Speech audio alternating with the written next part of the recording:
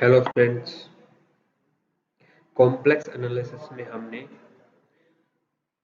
जो third chapter है उसके अंदर कॉम्प्लेक्स फंक्शंस क्या होते हैं, कितने टाइप के होते हैं, एलिमेंट्री फंक्शन पढ़े थे कुछ टाइप्स के। उसके बाद हमने क्या पढ़ी थी, उसकी लिमिट की डेफिनेशन। कोई फंक्शन है और किसी पॉइंट पे उसकी लिमिट क्या होती है वो पढ़ा, और फिर उसके बाद पढ़ा हमने कंटिन्यूटी, है ना। तो आज इन्हीं पे बेस्ड हम एक एग्जाम्पल करेंगे। तो मैं एक एग्जांपल आपको करवा रहा हूँ कंटिन्यूटी के ऊपर। तो गिवन है show f of x is equal to z square is is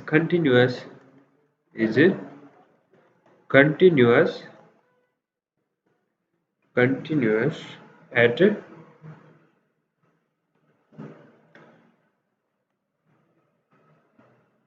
3 plus 5 iota 3 plus 5 iota, ये हमें शो करना है। ओके, कि हमारा जो फंक्शन है वो कंटिन्यूस है एट 3 प्लस 5 आइटा पे।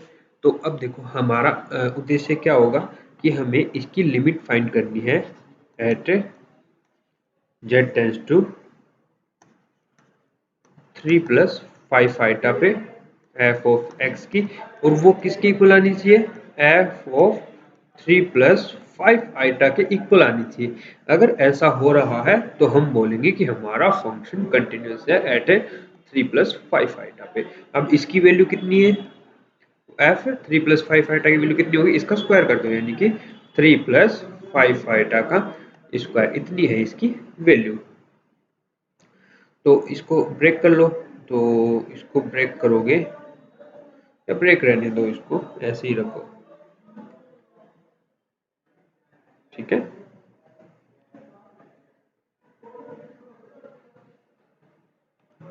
तो देखो हमें इसकी लिमिट फाइंड करनी है, यानी कि एफ एक्स की लिमिट ये आनी चाहिए एट 3 प्लस 5 आइटा पे।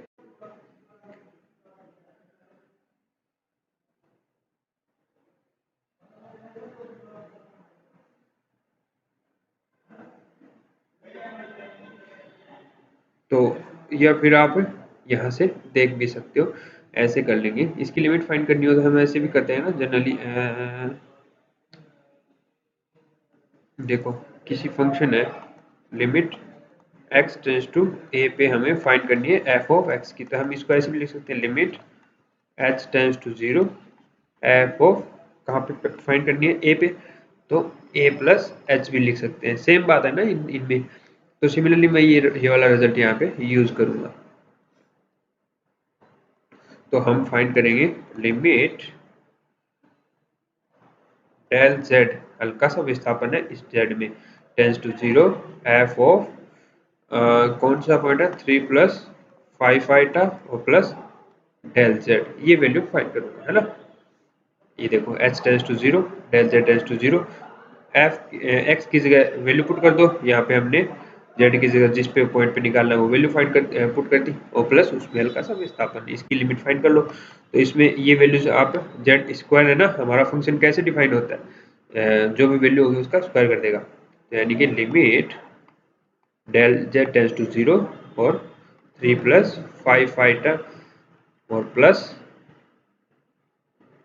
डेल z का स्क्वायर, इसका स्क्वायर जो है ब्रेक कर लो, इसका स्क्वायर आप ब्रेक करोगे तो क्या आएगा, 3 प्लस 5 आइटा का स्क्वायर और plus 2 into del z into 3 plus 5 iota और प्लस डेल z का स्क्वायर, और इसकी लिमिट लेनी है del z tends to 0।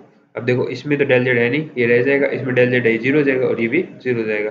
Overall हमारे पास क्या आ गया, 3 प्लस 5 आइटा का स्क्वायर आ गया, जो कि हमारे फलन के मान के बराबर है।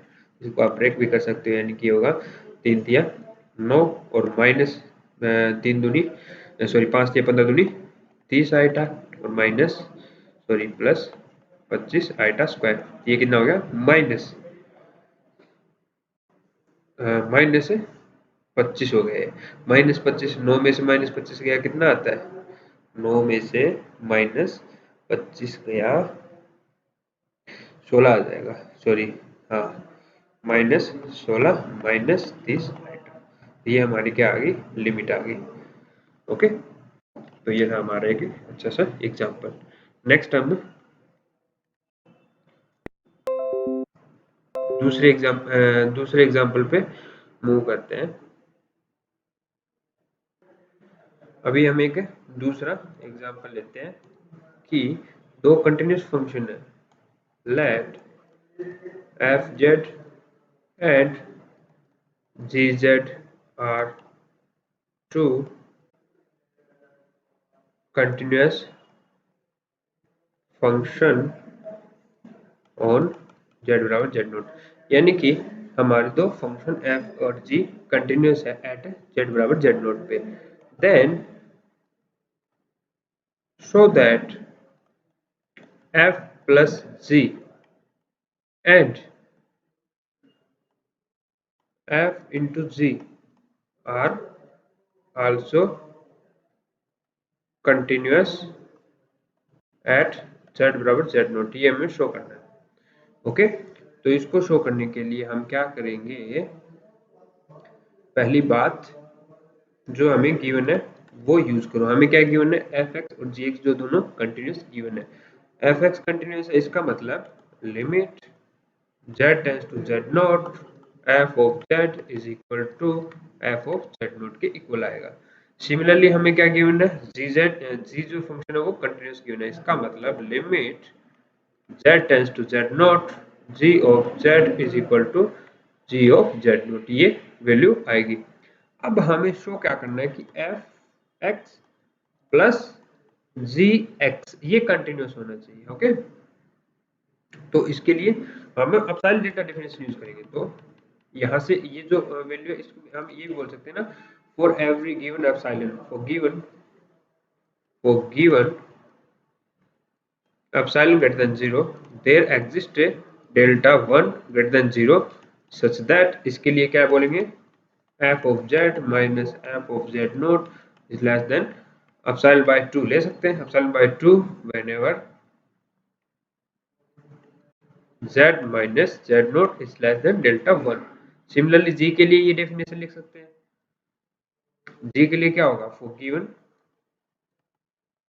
Epsilon greater than 0 there exist delta 2 greater than 0 such that mod z mod gz minus gz naught is less than epsilon by 2 whenever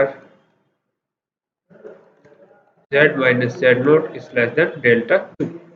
okay, तो अब यहां से हम क्या देखेंगे, हमें दो वेरिएबल के लिए इनके एडिशन के लिए लिमिट फाइंड करनी है, यानी कि हमें F Z minus F Z plus G Z minus F Z naught minus G Z naught के लिए एप्सिलॉन से छोटा दिखाना है इसको, जब Z minus Z naught less than something हो।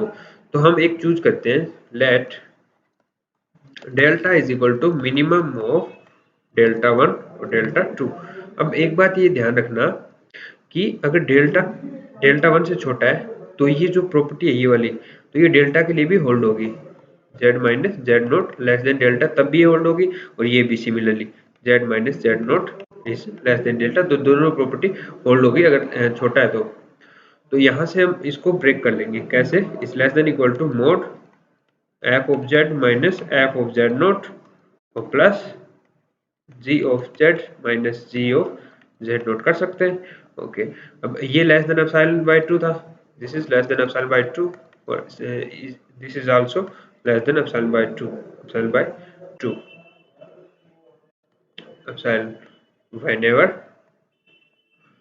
z minus Z naught is less than delta. Okay, तो यहाँ से हम जो हमारी लिमिट की डेफिनेशन दी है वो होल्ड हो गई, इसका मतलब F of Z plus g of z as limit z tends to z naught equal to f of z naught और plus g of z naught के इक्वल आ रहा है। इसका मतलब f plus g r is continuous plus g is continuous at z बराबर z naught। Okay, तो ये हमारे हो गई। सिमिलरली हम मल्टीप्लिकेशन के लिए और करते हैं।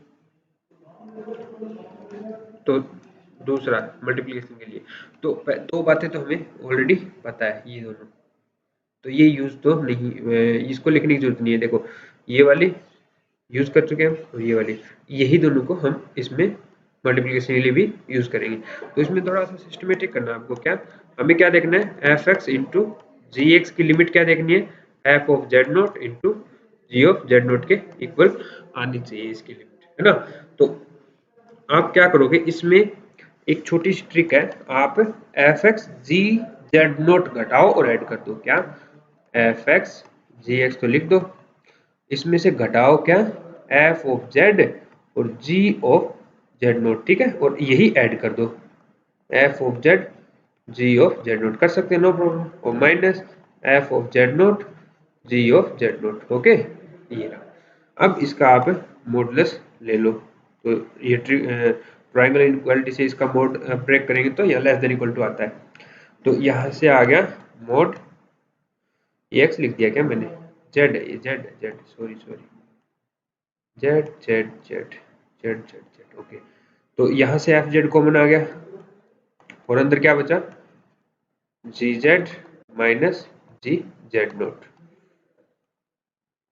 प्लस यहाँ से जी जेड नोट कॉमन आ गया और बचा क्या, F of Z minus F of Z, है ना। ओके, अभी इन दोनों का तो पता है हमें, ये लेस देन एप्सिलॉन बाय 2 है, ये लेस देन एप्सिलॉन बाय 2 है, इसका और इसका नहीं पता, है ना। तो अभी देखो हम कैसे करते हैं इसको। एक चीज हमें पता है कि F of Z minus F of Z naught is less than epsilon by 2, ये पता है ना। तो यहाँ से आप देखोगे कि हमारा जो एफ ऑफ जेड है वो लेस देन आ रहा है f of Z naught plus epsilon by 2 से, ये वाला, ठीक है। For every z belong to, for every z belong to जो, या फिर ऐसे भी लिख सकते हो, z minus Z naught is less than delta के लिए। और दूसरा g Z naught, g Z naught तो कोई एक कांस्टेंट क्वांटिटी है, तो और इसको हम क्या लिखेंगे, लेस देन इक्वल टू, ये तो हो गया F of Z naught plus epsilon by 2 से, और इनटू में ये वाला लेस देन कितना हो गया, एप्सिलॉन बाय 2 से, और ये वाला कितना हो गया प्लस ये जी जेड नोट को फाइनाइट क्वांटिटी को एक पॉजिटिव नंबर है, और ये एप्सिलॉन बाय 2 से। ओके, तो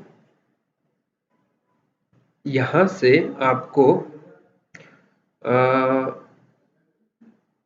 ये 1 हो जाएगा और ये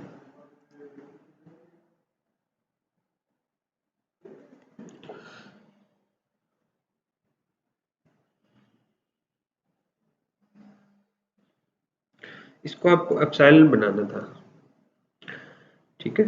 तो इसमें वैसे कुछ प्रॉब्लम नहीं है, इस पूरी को एक कोई फाइनाइट नंबर है ना, ये तो finite number, F of Z not finite है, ये फाइनाइट है, ये फाइनाइट है, ये फाइनाइट है, ये फाइनाइट है, तो इसको एक नया एप्सिलॉन 1 मान लो, ठीक है। तो ये हमारा क्या आ गया, एफ जेड, ये कब कब हो रहा है, जब ये कब हो रहा है, जेड माइनस जेड नोट अगर लेस देन डेल्टा, तब हो रहा है सारा कुछ, ठीक है। एप्सिलॉन से एप्सिलॉन 1 से छोटा आ रहा है, f of z minus f of z g of Z minus F of Z naught g of Z naught is less than epsilon 1 आ गया whenever z minus Z naught is less than delta. इसका मतलब हमारा function जो है continuous हो गया, यानी कि एफ जेड जी जेड जो है इसकी limit Z tends to Z naught पे क्या आ गया, एफ ऑफ जेड नोट और जी ऑफ जेड नोट के इक्वल आ गया। तो हमारा फंक्शन क्या होगा, कंटिन्यूस होगा एट जेड बराबर जेड नोट। ओके, तो ये था आज का एग्जाम्पल।